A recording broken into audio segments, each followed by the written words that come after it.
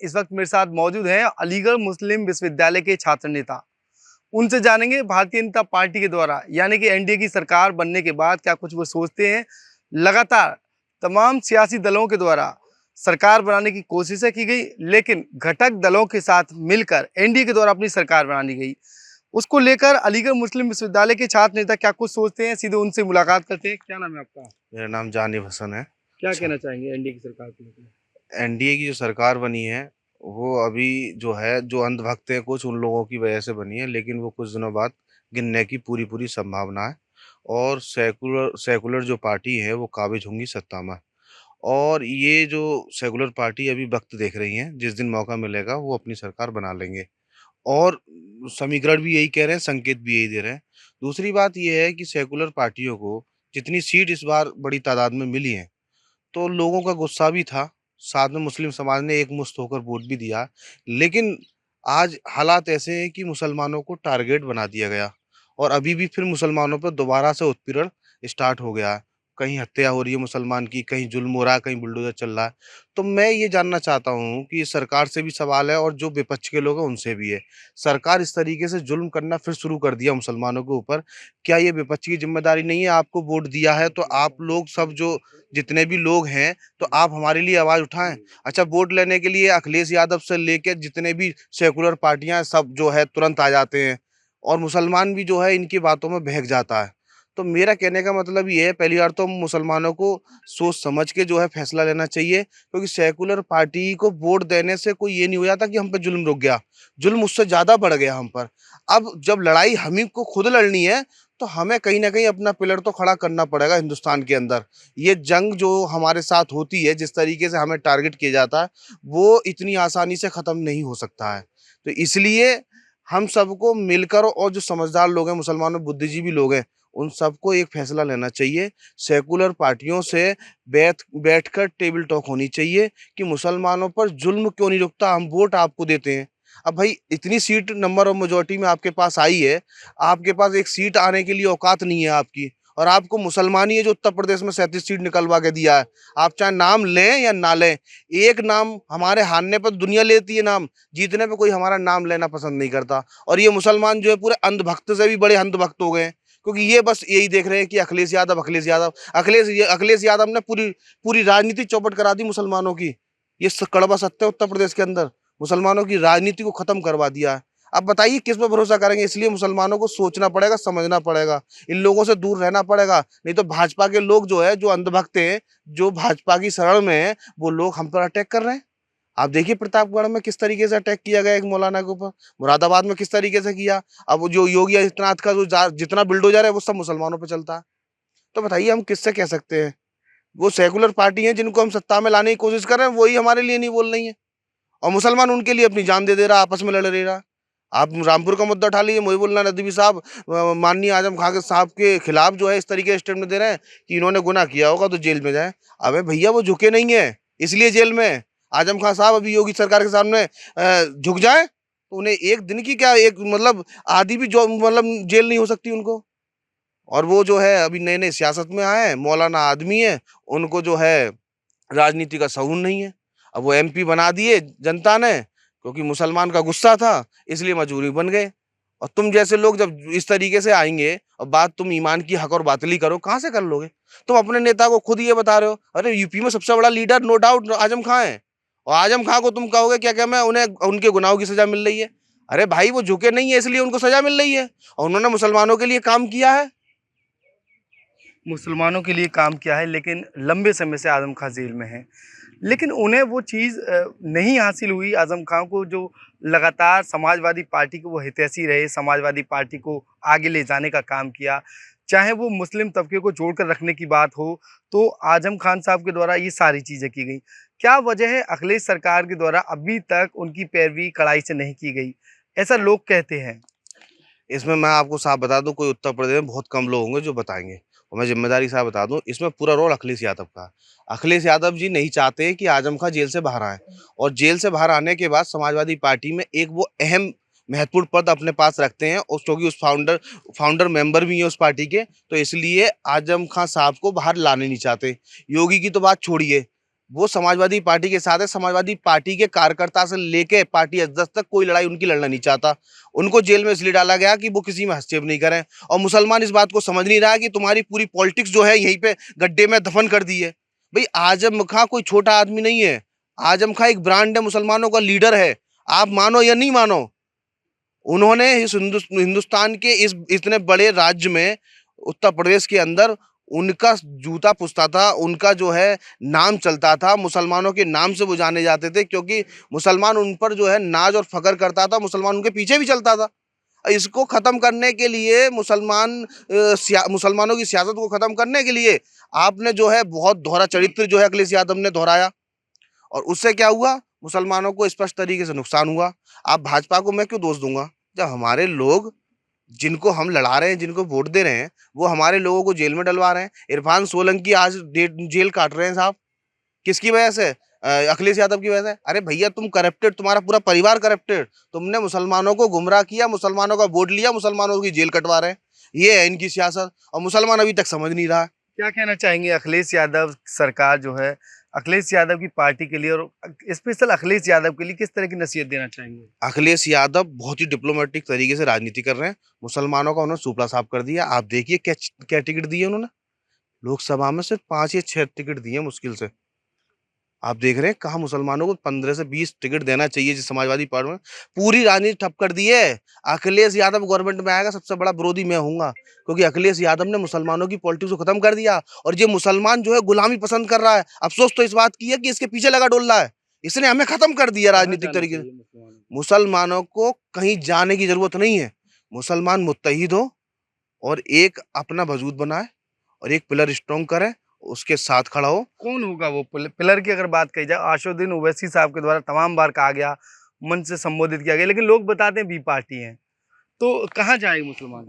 B party कोई नहीं है। मुसलमान जैसी अपनी जो है कहीं पे भी जो है उसका ग्राफ बढ़ता है किसी पॉलिटिकल पार्टी या खासकर मुस्लिम समाज का, तो उसको बी पार्टी कहने वाले ये सेकुलर पार्टी वाले लोग हैं, क्योंकि इनकी जो है वोट बैंक जो है खिसक जाएगा। ये बात जिस दिन मुसलमान समझ जाएगा, इनको उखाड़ फेंका जितनी सेकुलर पार्टी है। हमें भाजपा से इतना खतरा नहीं है जितना इन लोगों से, जो हमारे पीठ पीछे जो है छुड़ा भौंक रहे हैं हमारे पीछे। अब जी लगातार जो घटनाएं हो रही हैं, आपने बताया कि मुसलमानों के ऊपर तमाम घटनाएं हो रही, तो किसका हाथ समझते हैं आप इसके पीछे? इसके पीछे हाथ मैं उनका समझता हूँ, जो लोग आवाज नहीं उठाते हैं, जो जुल्म के खिलाफ आवाज नहीं उठाते हैं, तो एक दिन जुल्म उन पे भी होता है, उन पर भी होगा, और इंशाल्लाह जरूर होगा। इस बात को मैं बहुत ढंग से कह रहा हूँ। आज मुसलमानों के लिए जो आवाज नहीं उठा रहे एनडीए हैं, की सरकार है, अब क्या कहेंगे? एनडीए की सरकार है, इसमें तो आप ये समझ सकते हैं आज की डेट में कोई उत्तर प्रदेश में उनसे टक्कर ले सकते हैं तो वो राहुल गांधी और प्रियंका गांधी जी है, जो आज स्पष्ट तरीके से अपनी चीजों को जो है सही तरीके से चल रहे हैं। अगर नहीं चलेंगे तो ये भी खत्म हो जाएंगे। तमाम और बुद्धिजीवी लोग मेरे साथ मौजूद हैं, उनसे बातचीत करेंगे। क्या नजरिया है एनडीए की सरकार को लेकर, क्या कुछ कहना चाहेंगे? क्या नाम है आपका? चौधरी इफ्राहिम हुसैन, अलीगढ़ से। एनडीए की सरकारें, देखिए, सरकारें तो आती जाती रहती हैं, और हम तो यही मानते हैं कि अल्लाह की तरफ से एक मौका दिया जाता है, और अगर जिसे मौका दिया गया है वो अमानत में खयानत करेगा तो आगे उसका भी रिजल्ट आ जाएगा। आप पहले जैसे किसी ने जैसे आपकी पहचान ज़्यादातर इस्लामिक स्कॉलर के नाम से होती है, तो मुसलमानों को किस नज़रिए से देख रहे हैं? आज की सरकार एनडीए की सरकार है, लगातार तमाम जो घटनाएं हो रही हैं, बताया छात्र नेता जानिब हसन साहब के द्वारा कि उसके पीछे लगातार मुसलमानों को टारगेट किया जा रहा है, तो आपकी क्या सोच है मुस्लिम स्कॉलर होने के नाते? देखिए, घटनाएं तो पहले से भी होती आ रही हैं, और ये कोई ज़रूरी नहीं है कि एनडीए की सरकार में ही हो रही हों। कांग्रेस की सरकार में भी घटनाएं हुई हैं, समाजवादी की में भी हुई हैं। सिर्फ मैसेज क्या हम सर्कुलेट कर रहे हैं समाज में, किसके खिलाफ कर रहे हैं, ये बात है, वरना घटनाएं तो होती रहती हैं। असल बात है समाज में सामाजिक न्याय की स्थापना होना। कौन समानता को ला रहा है, समाज में जुल्म को रोक रहा है, अत्याचार को रोक रहा है, और जो नाइंसाफ़ी हो रही हैं और लोग जो अधिकार हैं उनके छीन रहे हैं, और जो बड़े ताकतवर लोग हैं उन्हें छीन छीन के और कमज़ोर और गरीब तबके को दबा रहे हैं। तो सरकार का काम है कि समाज में एक सामाजिक न्याय कायम हो और जो लोग मुस्तहिक हैं उनके साथ में नाइंसाफ़ी ना हो, इंसाफ होना चाहिए। संविधान के द्वारा दिए गए जो भी अधिकार हैं वो अच्छे तरीके से उनका इम्प्लीमेंटेशन हो और जिसकी स्वतंत्रता है, जो भी ज़रूरियात हैं वो उन तक पहुंचनी चाहिए। ये सरकार की जिम्मेदारी है। सरकारें तो आती हैं और चली जाती हैं और ये अल्लाह की तरफ से एक मौका दिया जाता है। जब अगर हम जो भी सरकार में हैं, सत्ता में हैं, वो अपनी जिम्मेदारियों को, अपने उत्तरदायित्व को सही तरीके से निर्वहन नहीं करेंगे तो आगे आने वाले टाइम में उनका भी यही हाल होगा। उनसे सत्ता छिनेगी, फिर दूसरे लोग आएंगे। लेकिन ये सबक समाज के लिए भी है, पब्लिक के लिए भी है कि जिम्मेदारी इंसाफ कायम करने की वो किसी एक शख्स की नहीं है। इसमें सफाई सुथराई का काम हर एक इंसान का है। अगर कहीं गलती हो रही है, नाइंसाफ़ी हो रही है, जुल्म हो रहा है, वो जब तक सभी लोग उसके करने में सपोर्ट नहीं करेंगे तो एक अच्छा समाज नहीं बन पाएगा और एक अच्छा देश बनाने में हम यानी के पीछे रहेंगे। तो अब ये कहें कि हम सरकार की जिम्मेदारी है कि पूरे में जुल्म रुक जाए और न्याय की स्थापना हो जाए पूर्ण रूप से, तो ये बहुत मुश्किल बात है। बल्कि उसके लिए समाज को भी बदलने की ज़रूरत है, पब्लिक को भी अपनी सोच बदलने की ज़रूरत है। जी बिल्कुल सही कहा आपने। कहीं ना कहीं समाज को भी आगे आने की जरूरत है। और लोग हैं, उनसे बातचीत करेंगे। क्या नाम है आपका? मोहम्मद फरहान नाम है हमारा। फरहान भाई, क्या कहना चाहेंगे? ये सरकार एनडीए की बन चुकी है, उसके बाद क्या रिएक्शन है? मुस्लिमों को लेकर लगातार तमाम घटनाएं हुई हैं, छात्र नेता के द्वारा एक प्रतिक्रिया जाहिर की है, आपका क्या कहना है इसमें? जैसा कि छात्र नेता जानिब साहब ने और चौधरी साहब ने कहा, उसमें हम अपनी बात को आगे बढ़ाएंगे कि सरकारें आती जाती रहती हैं और इस तरह से जैसे एनडीए इस मर्तबा आई है, बहुत ही इनका क्रूशल मामला था कि ये पूरे बहुमत को नहीं पहुँचे।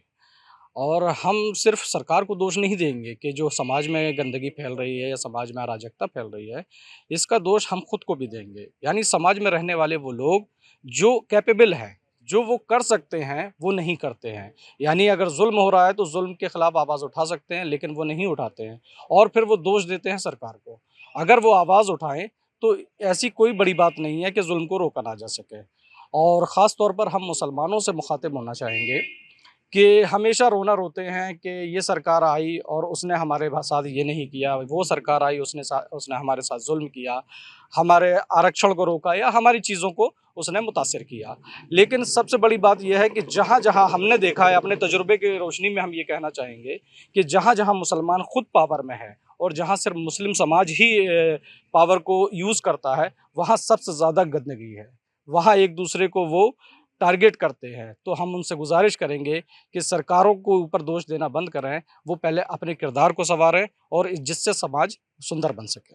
जी बिल्कुल, तमाम छात्र हमारे साथ मौजूद हैं। आपका क्या कहना है? क्या नाम है आपका? मेरा नाम असद शेरवानी है। और ये जो सरकार बनी है उसके बाद से जो मुसलमानों पे पूरे हिंदुस्तान के अंदर जो हमले हो रहे हैं और ख़ासकर उत्तर प्रदेश में, तो जो जितने भी ठेकेदार बनते हैं मुसलमानों के, चाहे कांग्रेस पार्टी हो या समाजवादी पार्टी हो या भारतीय जनता पार्टी हो, कोई भी मुसलमानों के हक़ में आवाज़ उठाने के लिए तैयार नहीं है। ना पार्लियामेंट के अंदर, ना रोड पे कोई भी कहने के लिए तैयार नहीं है कुछ भी। वोट लेने के लिए तो सब आगे आ जाते हैं, लेकिन बोलने के लिए कोई भी तैयार है नहीं मुसलमानों के लिए। तो ओवरऑल मेरा तो ये कहना है कि कम से कम जब आप सारी चीज़ों के ठेकेदार बनते हैं तो आवाज़ भी तो उठाएँ आप लोग। आप आवाज़ उठाने के लिए तैयार नहीं है। मुसलमानों के घर पर बुलडोज़र चल रहे हैं और अभी आपने देखा 2-3 लोगों का कत्ल भी कर दिया गया है। तो इनके ऊपर प्रॉपर इन्वेस्टिगेशन हो, जो लोग इसमें उन्हें जेल भेजा जाए, बस। जी बिल्कुल, साफ तौर पर छात्रों का व अन्य मुस्लिम स्कॉलर का साफ तौर पर कहना है, जो मुसलमानों के ऊपर जुल्म हो रहा है उनको रोका जाए। साथ ही जो मुसलमानों के नेता बने हुए हैं उन लोगों को मुस्लिमों को लेकर आगे आने की ज़रूरत है।